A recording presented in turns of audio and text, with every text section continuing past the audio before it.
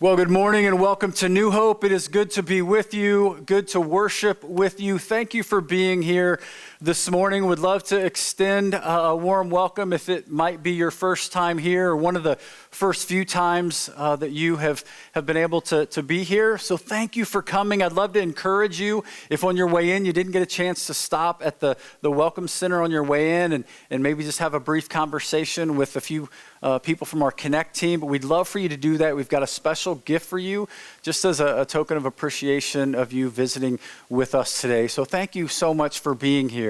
Hey, I also want to say this, that I realize that connecting doesn't just happen on a Sunday morning. So when we think about, desiring to connect with you just during this time, I get that, there's an entire week. And so we would love to be able to connect with you through social media as well. If you do Facebook, if you do Instagram, if you mess with apps, we would love to be able to connect with you there as well. New Hope Alive. You can look us up on Facebook, like the page. If you weren't aware, what we try to do on Monday mornings around 10, 11 o'clock is we try to do a brief recap. We try to maybe share a few things that we didn't mention or that we couldn't include in the Sunday sermon. So we'd love to be able to connect with you there as well. Like I said, if you do apps, I'd love for you to download the New Hope Alive app, turn notifications on. We send updates, a few updates throughout the week as far as church life and things that are going on. So we'd love to connect with you throughout the week as well.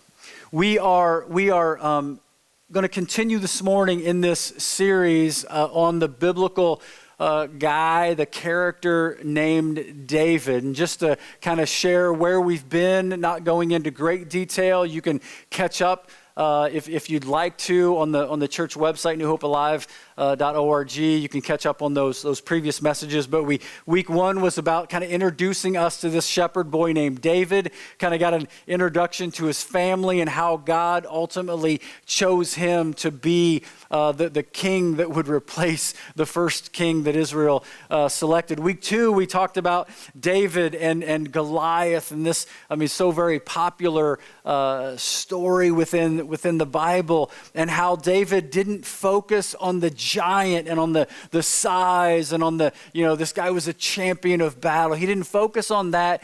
He knew the God in which he served, and he knew that he was more powerful than the biggest dude out there ever. Last week, we talked about friendships, and we talked about how Jonathan and David, just the friendship that they had, and how we just believe that friendships are a gift from God, and that they help sustain us throughout life, just as though it did between David and Jonathan. And so that kind of gets us to this morning, and we kind of fast forward through a few chapters as we wrap up the book of 1 Samuel and we get into 2 Samuel. But just very quickly, what I'd like to share with you is as you continue to read, and if you have time this week, I'd love for you to, just with maybe your normal Bible reading, that maybe you could get in and read through 1 Samuel, whether you start at 16, 17, or 18, and then you kind of continue to read on. Man, there's so much good stuff in there, and you can see how all of this happened to get us where we're going to be this morning. But Saul, the king of Israel at the time, Saul became incredibly jealous of David. Man, God was with David. He had anointed David. His blessing was on David. And so David was kind of getting these accolades and praises, and it made Saul angry. It made him jealous, made him mad. And we find throughout these chapters that Saul actually attempted to kill David on at least 2 occasions. Didn't actually work. Obviously, God was with him, had his hand upon him. But not only did Saul try to kill him himself, he ordered his son Jonathan to try to kill him. He ordered several others to try to kill him. And Saul pursued David at great length to try to capture and end his life. And what we find on the other side, on David's side, David has two opportunities to take Saul's life, but yet David, in an act of honoring God and being obedient to his heavenly Father, he chooses to take the higher road and not to take Saul's life. I don't think it's because Saul deserved it. I think it's because David wanted to honor God, and David knew that he's obeying God and giving him kind of glory by not doing a sinful act like taking the king's life. So 1 Samuel ends with the Philistines closing in on Saul and the army. And we find that Saul's three of Saul's sons at the time are killed, including Jonathan. Saul is critically injured by an archer, and so Saul asks his armor bearer, the one who would go before him carrying a shield, being kind of a protector for the king, asks this armor bearer, "In my life, take my life. I don't want to be alive when the Philistines close in on me and do whatever they want with me. Take my life." Armor bearer says, "I can't do that. I'm not going to do that." Saul ends up taking his own life, and that's how the book of 1 Samuel ends. 2 Samuel begins with David hearing of this, hearing of Saul and Jonathan's death. David was greatly saddened by this. Over a period of time, David continued to seek the Lord, seek his guidance, seek his will, and God leads them to a place called Hebron. And it was there that the people of Judah anointed David to be king over their tribe, over the tribe of Judah. But unfortunately, during this same time, the rest of Israel had made one of Saul's sons king over the rest of the tribes of Israel. I'm not going to try to pronounce his name. I'm going to give you an assignment to read through that, and you try to figure out how to pronounce this guy's name. But over the next several chapters, I would say they are marked by death. Man, there is so much like murder and killing that has been going on, and people, seeking revenge over one another. And so it's just marked by death. But ultimately, David becomes king over all of Israel. They retake Jerusalem. They bring the ark back home. And you need to read that story and how all of that happened. It's just, it's crazy how that came about. And they defeat the Philistines, the Moabites, the Edomites, the Amalekites. And the Lord gave David victory wherever he went. And things were good. Though it seemed like things were good. So we pick up the story in 2 Samuel chapter 11. I'd encourage you this morning, if you have your Bibles, to open them up. If you didn't bring a Bible, you don't have a Bible, I'd encourage you to grab one in the seat back in front of you and follow along there. Normally we have the verses on the screen or on the screens up here. They won't be there. We're gonna travel through several verses this morning, so I'd encourage you to grab one of those Bibles. 2 Samuel chapter 11. If you've got an electronic device, you're more than welcome to use that as well. We will be reading through the NLT, the New Living Translation, if you'd like to switch over to that translation to follow along word for word. 2 Samuel chapter 11, beginning in verse 1. In the spring of the year, when kings normally go out to war, clue number 1, David sent Joab and the Israelite army to fight the Ammonites. They destroyed the Ammonite army and laid siege to the city of Rabbah. However, clue number 2, David stayed behind in Jerusalem. So if we just pause right here for a moment, and we kind of just look at the text, and we just kind of pick up on some clues that the text is giving us. It tells us that normally in this springtime is when the kings are heading out to war. Not really during wintertime, because it's just a bad time, right? I mean, it's springtime, it's a little bit warmer, you don't have to fight the elements, but it's springtime, and kings are normally out to war. However, it seems, or the text tells us, that David stays behind in Jerusalem. Wonder why that is. I don't know if things had been getting boring for David, if the success had gotten too easy, if he just kind of, man, God's been with me. He's given us victory. He's given us great success. I don't know if he got bored. I don't know if he got complacent. I don't know if he got, I think I do know that he got proud. But we find him staying back at the palace, and it seems as though complacency has set in. Indifference has kind of set in. This lackadaisical, lazy, lethargic type of attitude has kind of settled in here with David.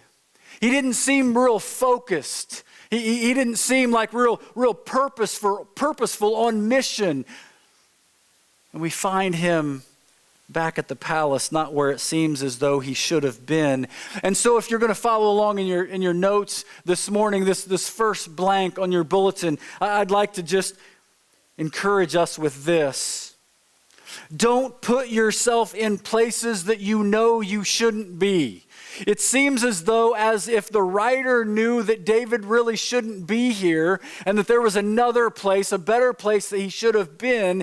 Seems as though David would have really understood and known that as well. So you and I, we could learn a great deal from David.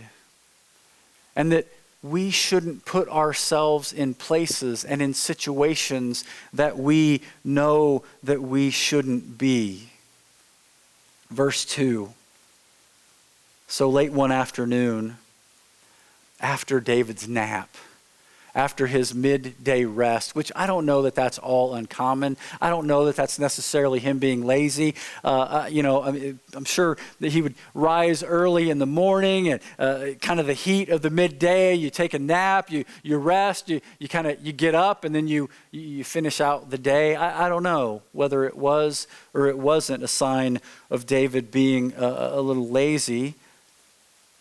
But it says after his midday rest, David got out of bed and was walking on the roof of the palace. So he kind of decides he's going to take a leisurely stroll. He's going to walk out. He's going to walk out on the patio. He's going to walk out on the deck. And the palace is kind of high above, the nation, high above the kingdom here. And so he's walking around. He's admiring maybe the kingdom that he's leading. Goes on. It says, as he looked out over the city, he noticed a woman of unusual beauty taking a bath.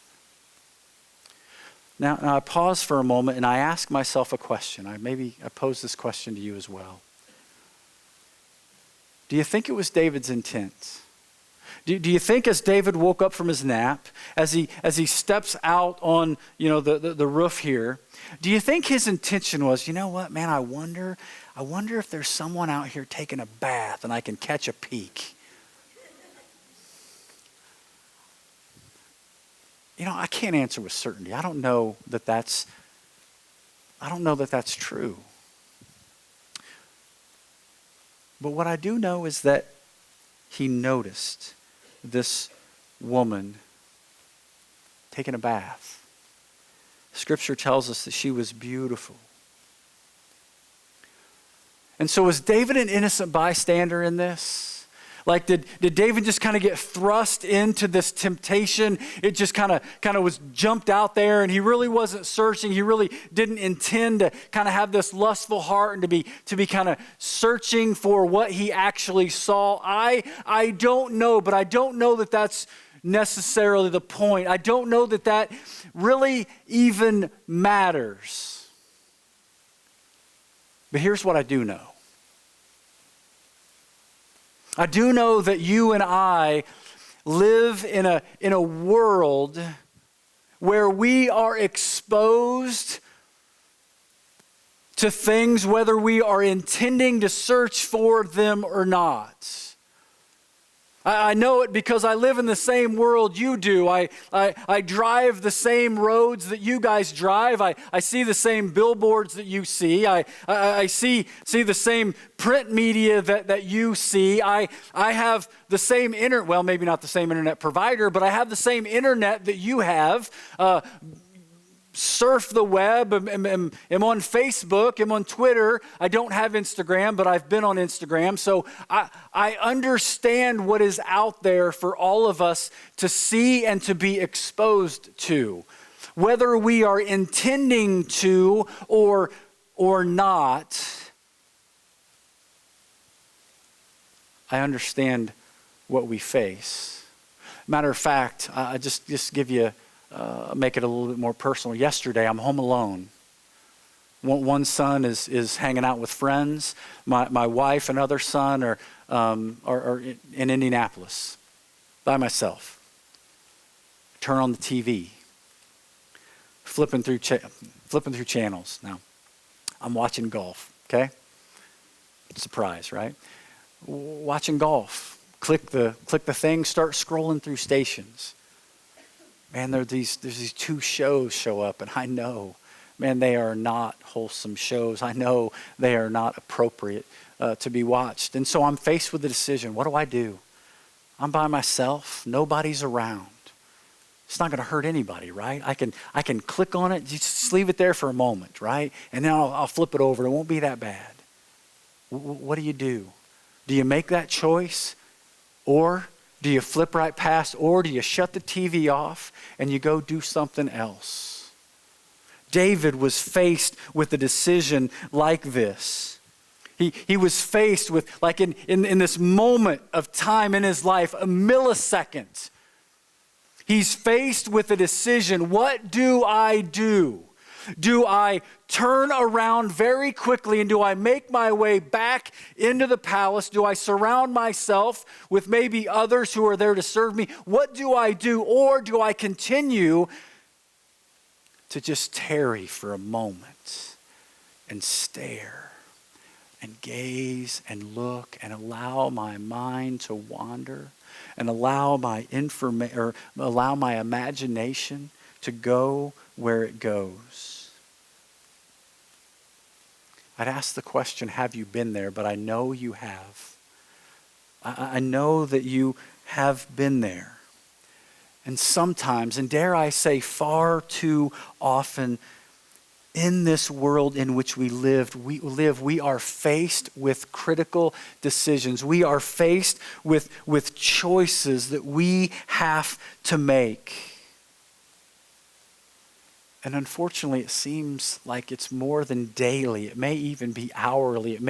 It's moment by moment, as much as we are focused and as much time as many of us spend, whether it's online or on our phones or sitting in front of a television, we are faced with this decision. What do we do? Do we leave it there? Do we allow ourselves to be exposed to things that we know aren't pleasing, that we know aren't honoring, that we know don't please the heart of God? Or do we look away? Do we turn? Do we take our mind off of something in which we saw that maybe we didn't intend to see? If you're following along, the second point is this.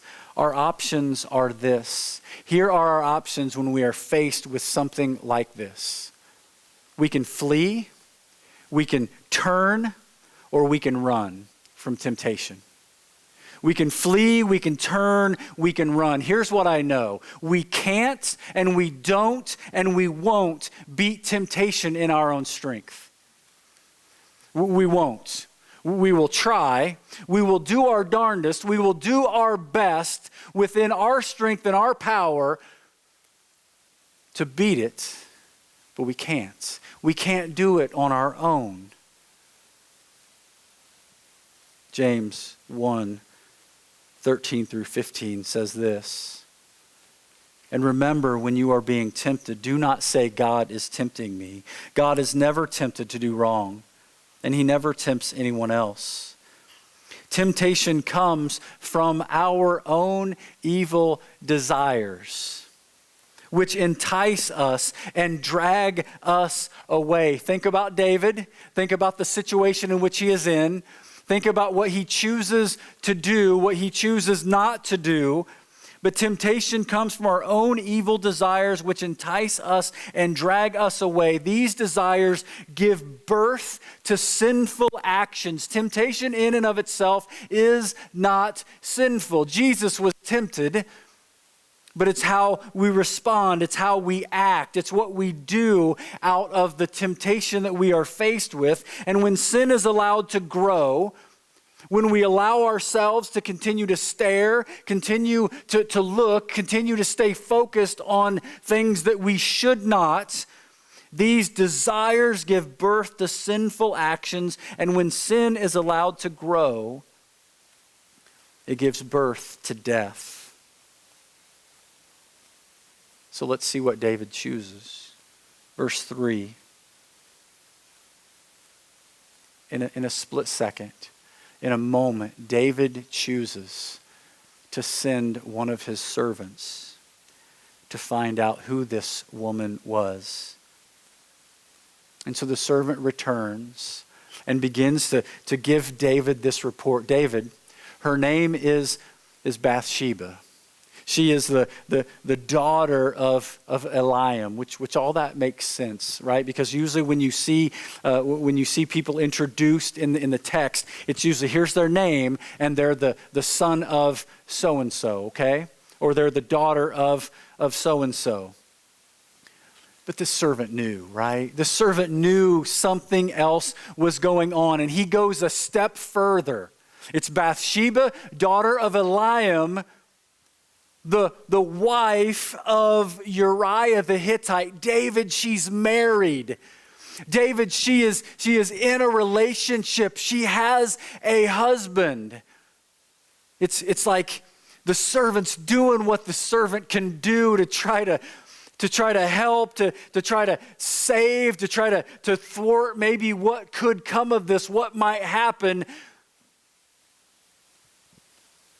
David doesn't get the hint.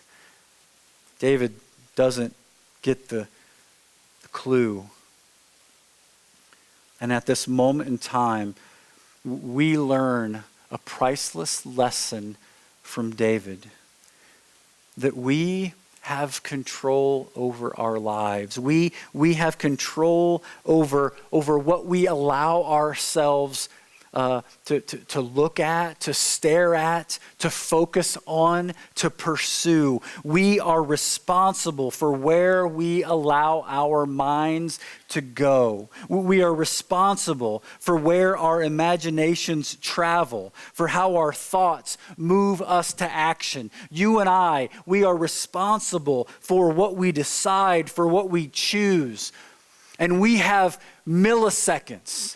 Things happen. Choices are made in moments, in literally milliseconds. We are faced probably far too often with watershed moments in our lives. What do we do? What do we choose? What do we not do? What do we not choose? And we discover from the life of David the incredible power of a choice. And the ripple effect that lasts for a lifetime. The ripple effect that can last for generations. Verse 4. Then David decides to continue to act. And David sent messengers to get her. And when she came to the palace, he slept with her.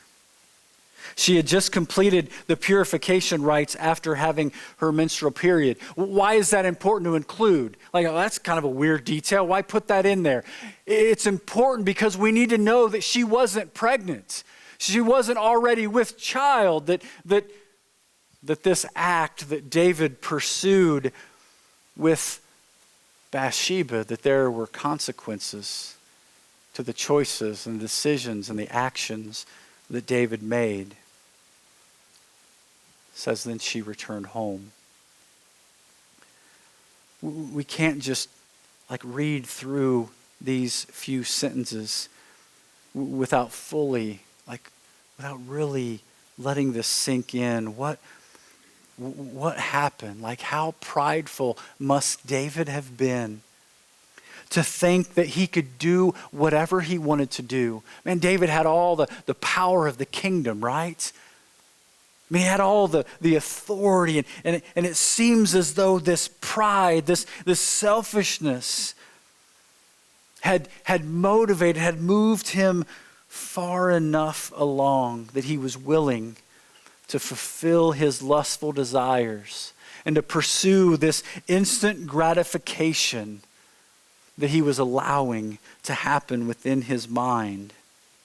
He didn't think about the consequences. He didn't think about the repercussions of what could happen, what might end up as a result. And we find that's how the devil works. That's how the devil works in our lives. And he speaks into our mind, and he always focuses on the side of pleasure. But he never talks about the consequences. He never brings up the repercussions that could happen, right? He's always focused on the pleasure side. He never tells the heavy drinker that, hey, tomorrow when you wake up, man, you are going to have the worst hangover in the world. You are going to feel like crap. He doesn't talk about that. It's just about the pleasure of the moment. Go ahead. Have another drink. Go ahead. Keep going. He doesn't tell the drug user that this one experience is going to lead you down the road of destruction and regret. He never tells the thief that, hey, you know what? If you get caught, it's going to lead to a lifetime of regrets, a time that's going to make it difficult for your lives, maybe to get employment, whatever that might look like. He doesn't talk about those things. And he certainly doesn't warn the adulterer that pregnancy is a real possibility, that maybe you could get a life-threatening disease as a result of this action that you might take. No, it's just about the pleasure of the moment. It's just about the instant gratification. But that's how the devil works. And that's what he wants you to think about and to focus on and to believe. But there's something so very important for us all to understand, for us all to know, and for all of us to hear. It's point number 3. It's that God forgives, but there are still consequences to our decision. There are consequences to our actions, but we need to understand that God is a forgiving God. He's a loving God. He's a merciful God, but there are consequences to the decisions that we make, to the actions that we take. Verse 5. Later, when Bathsheba discovered that she was pregnant, she sent David a message saying, I'm pregnant. And when David gets the news, it sends him into cover-up mode. It's quite often our response when we find ourselves, when we've made a mistake, when we've messed up, when we've done something that we shouldn't have done, or maybe we didn't do something that we should have. We find ourselves getting in cover-up mode, right? We want to restore our reputation, or maybe keep it in good standing. We don't want others to know what we've done. We don't want people to look at us like we've messed up and we've fallen short, and that we've made mistakes. And so we can find ourselves getting in cover-up mode. It's quite often the first response that many of us have to sin. And it's where David finds himself here in this situation. But here's what we need to grapple with this morning. Here's what we need to understand. Here's what all of us need to accept, is that confession is the appropriate response to sin. Confession is the appropriate response to sin. When we find ourselves in sinful behavior, in something that we've done, Now, I'm not just talking about adultery, all right? I mean, we can learn so much out of this, but when we find ourselves where we have messed up or we have fallen short or we have sinned, the response is confess. Response is to give it to God. God already knows anyway. I mean, we're just agreeing with him. We're not hiding anything from him, but we're called to confess that sin. And that's where it starts. That's where it begins. But David is in cover-up mode. He doesn't want to confess. No, he wants to sweep it under the rug. He doesn't want anyone to know or any more people to know than already do. Verse 6, so then David sent word to Joab. Joab is leading the army in battle right now, where David should be. Remember, when kings are normally out at war during this time, Joab is out leading the battle. And so David sends word to Joab. He's figured out how to fix this. He's figured out how to cover this up. He's figured out how to make all this go away. Send me Uriah the Hittite. So Joab sent him to David. When Uriah arrived, David asked him, get this. So Uriah gets back, and David looks at him and says, hey, how's Joab doing? Hey, how's the army doing? Hey, how's the battle going? I mean, you see just the incredible irony here, right? David is focused on getting Uriah back to solve his problem, right? To sweep this sin under the rug. And yet he wants to have some small talk with Uriah. Hey, how's everybody doing? Let's just kind of put on a happy face. Then he told Uriah, verse 8, Uriah, here's what I want you to do. I want you to go home and relax. You've been away at battle. Man, I'm sure things have been dangerous, tough, and hard, and challenging. You've been fighting in battle. You've been away from your family. You've been away from your wife. Uriah, I want you to go home. Spend some time with your wife and relax. David even goes so far as to send a gift to Uriah after he left the palace. But what we find in verse 9 is Uriah didn't go home.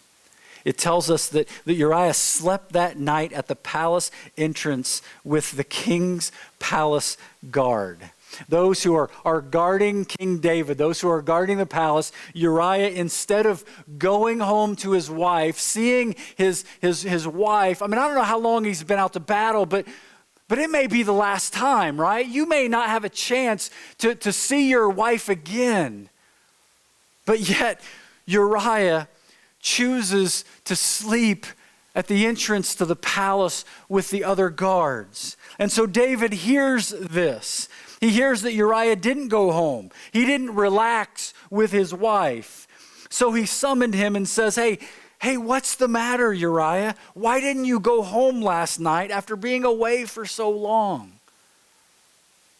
Uriah replied, the ark and the armies of Israel and Judah are living in tents, and Joab, my master's men are camping in the open fields. How in the world could I go home to wine and dine and sleep with my wife? I swear that I would never do such a thing.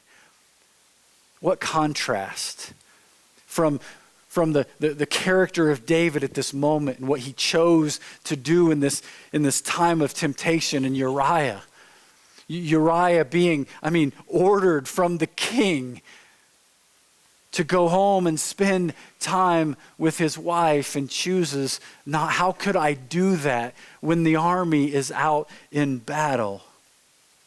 So David, again, he's trying to fix this, trying to cover it up. He said, let's just go to plan B. Let's try something new. So verse 12, he tells Uriah, he says, well, stay here today, and tomorrow you may return to the army. So Uriah stayed in Jerusalem that day and the next. Then David invited him to dinner. Here's what I'm going to do. I'm gonna bring Uriah in. I'm gonna feed him. I'm gonna wine and dine him. I'm gonna get him drunk. And then I'm gonna send him home to his wife. And then that's going to fix it. So that's what he does. But again, we find Uriah sleeping at the palace entrance with the king's guards. Plan B doesn't work, even though Uriah is intoxicated. Uriah continues to frustrate David and make him look bad. So David says, man, we're going to go to plan C then. We're going to get this taken care of no matter what it takes. So the next morning, verse 14, David wrote a letter to Joab, Uriah's commanding officer in battle. And he gives it to Uriah to deliver to Joab. How crazy is that? So he gives Uriah's death sentence to Uriah and says, deliver this to your commanding officer. Make sure he gets it. I wonder if he said, man, don't open it. He probably knew.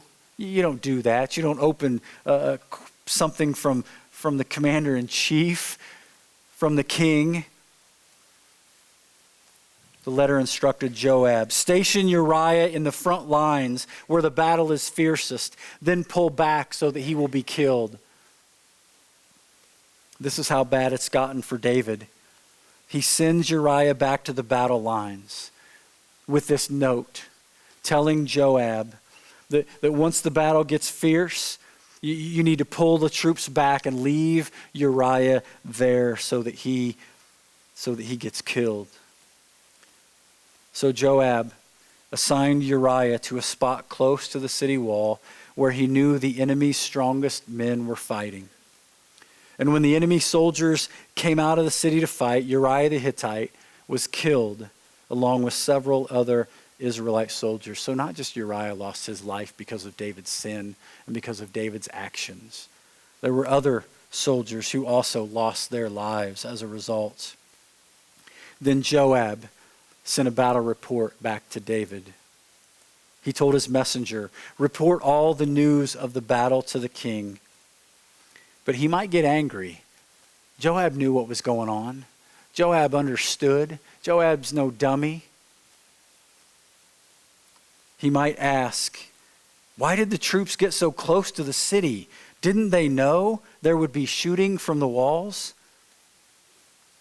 Wasn't Abimelech, son of Gideon, killed at Thebez by a woman who threw a millstone down on him from the wall? Why would you get so close to the wall? I mean, you hear what's going on? Then tell him Uriah the Hittite was killed too, because that's really what David wants to hear.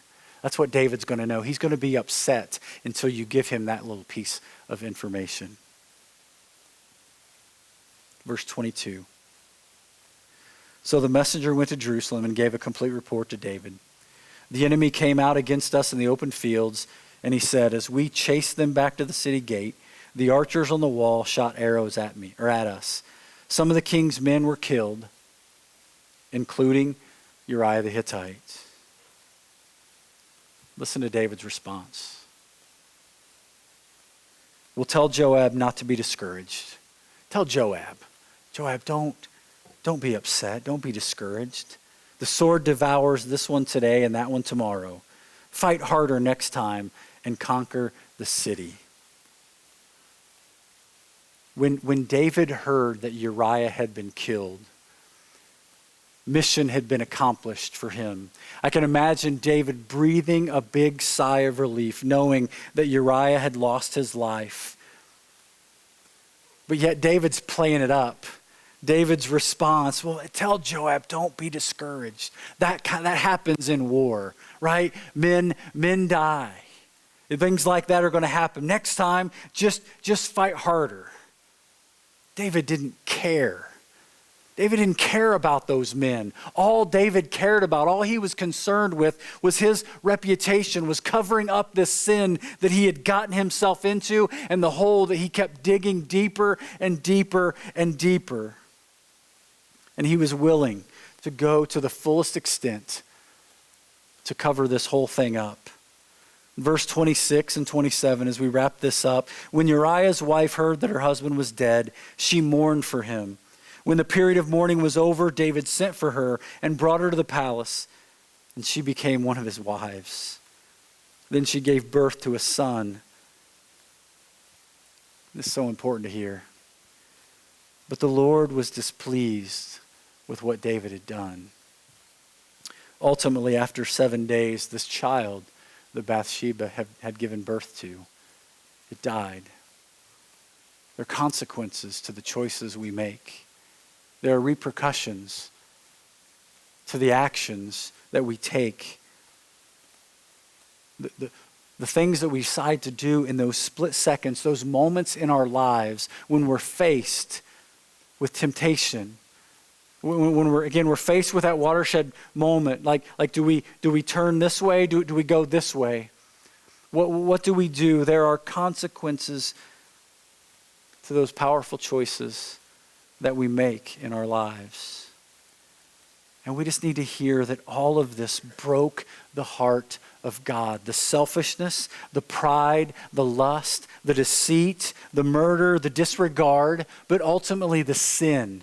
It broke God's heart. It grieved his spirit. And so we need to understand the last point, that we need to have an accurate view of the damage of sin. We need to understand how damaging sin is, how damaging sinful behavior can be. See, what I think today we have done is we have softened sin. Not all sin, because here's what I know, here's what I believe, here are some things that I hear at times. Like there are certain sins that many of us, we place right here, like these are wretched sins. These are the worst of all sins. These are bad sins. These are sins that God despises of. However, there's a few sins that they're just not all that bad. Like we kind of smooth off the rough edges of a few sins that we like to hang on to, that we like to hold dear to, areas of our lives that we're not willing to allow the Holy Spirit to come into and purge from within us. And so we allow sin in our camp. And we're okay with a little bit of sin. Because there are some sins that just aren't that bad. Because there are others that are so much worse than maybe those sins that I wrestle with. But here's what I know. I know that sin separates us from God. I know that sin grieves the heart of God. And I believe that when we have sin in our lives, our only appropriate response is to confess, is to realize and understand the holiness of God, that God is righteous, that he is just, that he is holy, and in him is no sin, and that sin breaks our relationship. It's what separated us originally from him. But yet he sent Jesus to die on our behalf, to take those sins to the cross and to be nailed to the cross. And in Jesus, we can have and find forgiveness. So yes, God does forgive, but there still is consequences, or there are consequences to sin. There are repercussions. And so here's my challenge. Here's my advice this morning. Allow God to search your heart. My guess is that if not every one of us, most of us in here, we know what those few or maybe one sin is in our lives that we're okay with, that we like to hang on to, that we're not willing to say, man, Spirit, just rid me of this sin, purge my life of this, and give me the righteousness of Christ. but we want to hang on to it. Whatever it is, confess it, give it to God. Ask God to do a mighty work in you because you can't beat it on your own. You need Jesus in your life. You need the power of the Spirit working on your behalf. The last thing I'd like to say is this, is I think even for some of us, there may be sin in our lives that we not even be aware of. So part of our prayer might be as we confess, God, if there is anything in my life, anything unconfessed in my life, I give it to you. And I ask that you would just fill me to the fullest with your Holy Spirit. Let's pray. Heavenly Father, we have a sin problem in our lives. Now I understand that we are human, that we were born into sin. But what I believe and what I know beyond a shadow of a doubt is that Jesus is greater than the sin in my life. That Jesus is greater than the temptations that I face. That the Holy Spirit dwells within me.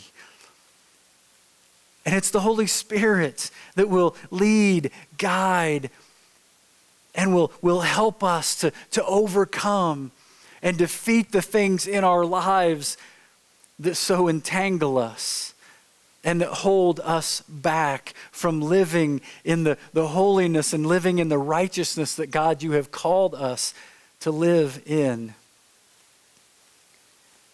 What I also believe is that there is a world, there is a culture today in which we live who needs to see the holiness of God.